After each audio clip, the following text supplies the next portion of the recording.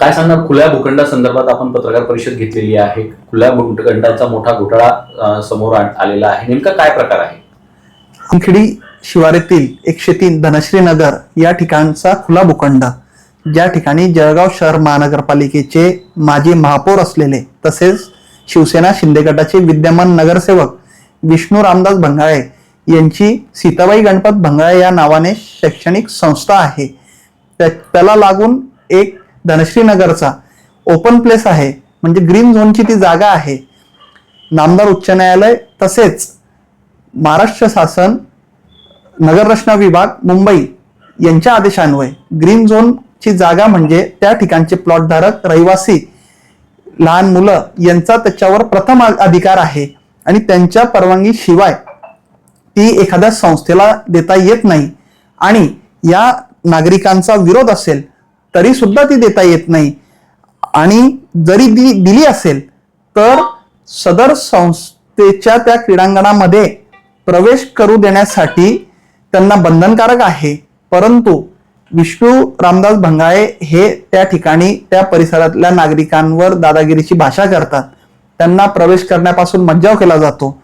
तुम्ही जर कधी याच्यात प्रवेश केला तर तुमच्यावर खोटे गुन्हे दाखल करून टाकू असं सांगितलं जातं. ही दादागिरी चालली ना.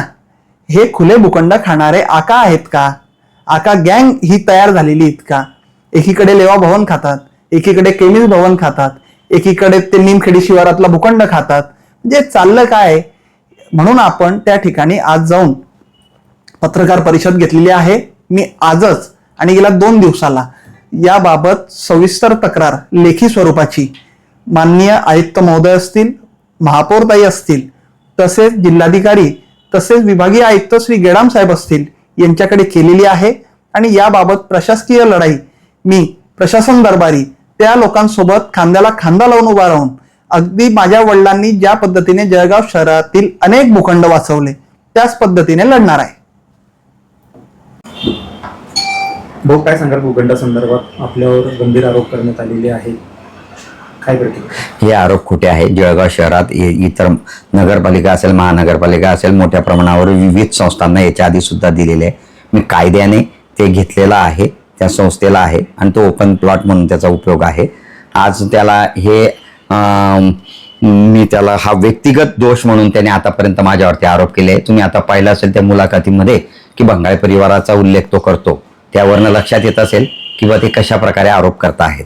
त्यामुळे हा व्यक्तिगत आरोप करणं त्यांचं हे चालू आहे. आणि मी तुम्हाला सांगू इच्छितो की हे हायकोर्टाने दिलेले हे आहे की हायकोर्टात तिथले संस्था गेल्यानंतर ती रिजेक्ट 2 बेंचच्या सदस्यीय असलेल्या हायकोर्टाने हा निर्णय दिला आहे. त्यांची हे फेटाळलेली आहे आणि आम्ही ती त्यावेळेस लढलेलो आहोत. कोर्टाने म्हणजे आपल्या बाजूने निकाल दिला? आपल्या बाजूने निकाल दिलाय.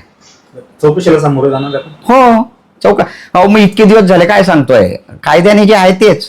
आम्ही कायद्याच्या बाहेर काहीच नाही.